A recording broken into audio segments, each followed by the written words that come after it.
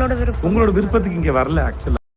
வணக்கம் மக்களே, welcome to கீரிபல சேனல். ஆதிரை கமுதனை வெளுவெல்னு வெளுத்த விஜய் சேதுபதி. என்னடா சொல்கிற கீரி அப்படின்னு பார்த்தீங்கன்னா, நீங்கள் வந்து ஃபஸ்ட்டு 2 ப்ரோமோ பார்த்துருப்பீங்க. அது இல்லாமல் சனிக்கிழமை என்னென்ன வந்து அப்டேட் வந்திருக்கு, என்னென்ன உள்ள நிகழ்ச்சிகள் நடந்திருக்கு அப்படிங்கிறத இந்த வீடியோவில் சொல்ல போகிறோம். அதனால் ஸ்டார்ட் டு எண்ட் வந்து பாருங்கள், எங்கேயும் ஸ்கிப் பண்ணிடாதீங்க. அண்ட் மறக்காமல் நீங்கள் பண்ணி சின்ன வேலை பார்த்தீங்கன்னா ஒரு லைக்கும் ஒரு சப்ஸ்கிரைப் பண்ணுங்கள். அது போதும், எனக்கு காசு இதில் வர இல்லைனாலும் பரவாயில்ல. ஸோ அதனால் இதில் வந்து நிறைய அப்டேட்டுகள் சொல்ல போகிறோம். ஸோ வெல்கம் டு கீரிபல சேனல். ஸோ என்ன நடக்குது பார்த்தீங்கன்னா, சனிக்கிழமை எபிசோடில் பல கலவரங்கள் வந்து நடந்துட்டு இருக்கு. இந்த கேப்பில் பார்த்தீங்கன்னா நந்தினி வாக் அவுட் அப்படிங்கிற ஃபர்ஸ்ட் அப்டேட் வந்து சொல்லிக்கிறேன். இது நம்ம லைவ்ல பார்த்தவங்களுக்கு தெரியும். பட் இன்னும் நம்ம வீடியோ பார்க்காம இந்த வீடியோவில் பார்க்குறீங்கன்னா இது ஒரு சின்ன ஒரு இன்ஃபர்மேஷன். அவங்களுக்கு ஹெல்த் இஷ்யூஸ்னால அவங்க வீட்டை விட்டு வெளில போகிறாங்க. ஓகேவா? அது மட்டும் இல்லாமல் இந்த ப்ரோமோவில் நல்லா பார்த்துருப்பீங்க. உட்காந்து இந்த மாதிரி சேதுபதி வந்துட்டு அவர் எல்லாரையும் எழுப்பிவிடுவார். சாரி, எல்லாரும் கேட்கும்போது எழுந்திரிச்சு பதில் சொல்லுவாங்க. ஆமாம் சார், அவன் வந்து இப்படி பண்ணான், சபரி இப்படி பண்ணான், இவங்க இதை பண்ணாங்கன்னு சொல்லி ஒவ்வொருத்தரும் ஆன்சர் பண்ணுவாங்க. ஆதிரை மட்டும் ஆமாம் சார் அப்படி தான் அப்படின்னு உட்காந்துட்டு திமிரா வந்து சொல்கிற மாதிரி இருக்கும். ஸோ அப்போ சேதுபதி என்ன பண்ணுவார்னா, எல்லாரும் ஏஞ்சிட்டு சொல்லும்போது நீங்கள் மட்டும் ஏன் ஆதிரை உட்காந்துட்டு சொல்கிறீங்க அப்படின்னு ஒன்று சொல்லுவாங்க. ஸோ இங்கே நான் ஒரு தெளிவுபடுத்திக்கிறேன். இங்கே சேதுபதி வந்து உட்காந்துட்டு அவங்களோட விருப்பம் இல்லை. பட் ஏன் அந்த விஷயத்தை சொல்கிறாங்கன்னா, ஒரு கான்வர்சேஷன் இது. இந்த கான்வர்சேஷனில் எழுந்திரிச்சின்னா தான் அது கன்வே ஆகும். ஃபஸ்ட்டு அவங்க எழுந்திரிச்சிட்டு அதுக்கப்புறம் உட்காந்துட்டு சொல்லலாம். ஹோஸ்ட்டு சொன்னால் அதுக்கப்புறம் உட்காந்துக்கலாம். இது ஆக்சுவலாக ஸ்கூலோ காலேஜோ கிடையாது. பட் டைப் ஆஃப் அப்படி தானே. இப்போ வந்துட்டு ஒரு டீச்சர் வந்து கேட்குறாங்கன்னா ஏஞ்சி தானே பதில் சொல்லணும். காலேஜ்லேயும் அப்படி தானே. ப்ரொஃபஸர் கேட்குறாங்கன்னா ரெஸ்பெக்ட் பண்ணி தானே கொடுக்கணும். இந்த ஷோவோட ஹோஸ்ட் அவர் தான். கண்டிப்பாக அது வந்து நீங்கள் ரெஸ்பெக்ட் பண்ணி தான் பேசணும்.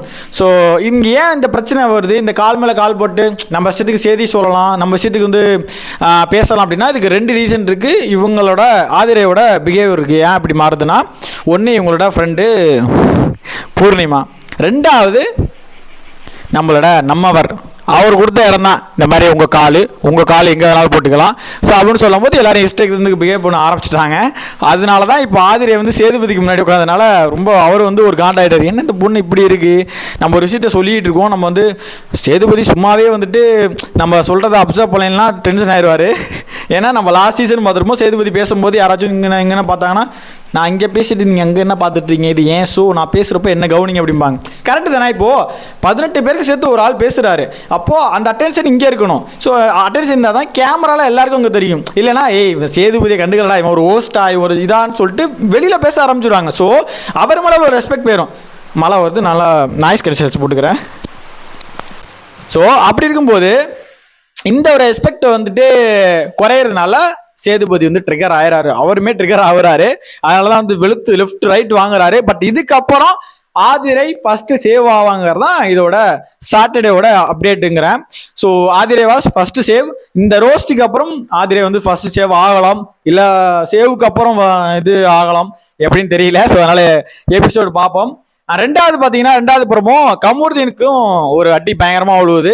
என்னன்னா, கமருதீன்ட்ட ஒரு கேள்வி கேட்குறாரு, ஏன் இப்படிலாம் பண்ணுறீங்கன்னு சொல்லும்போது, இல்லை சார் எல்லா சப்போர்ட்டும் சபரிக்கே இருக்கு சார், எனக்கு இல்லை சார் அப்படின்னு சொல்லி ஒப்பாரிக்காத குறையா வந்து கமருதீன் புலம்புறதை கேட்டுட்டு, கமருதீன் நான் ஒரு கேள்வி கேட்குறேன், ஆக்சுவலாக அது எனக்கு நேராக வர மாட்டேங்குது, நீங்கள் வந்து அது செய்தியை ஒழுங்காக நேராக சொல்ல மாட்டேங்கிறீங்க, அதனால நீ உட்காந்துருங்க, நீங்கள் பேசணும் உட்காருங்க அப்படின்னு சொல்லி ஒரே அடியாக வந்து உட்கார வச்சிருப்பாப்ல. நான் எக்ஸ்பெக்ட் பண்ணதான் ஃபர்ஸ்ட் வீக்கெண்ட் வந்து பயங்கரமாக இருக்கும். ஏன்னா இந்த வீக்கெண்ட் எபிசோட வச்சு தான் இந்த பிக் பாஸ்க்கு அடுத்த லெவலுக்கான ஒரு டிஆர்பி ஏறும். ஸோ அந்த டிஆர்பி எங்கேயும் குறைஞ்சிடக்கூடாதுன்னு சேதுபதி பயங்கரமாக ஃபயராக ஆரம்பிக்கிறாப்ல.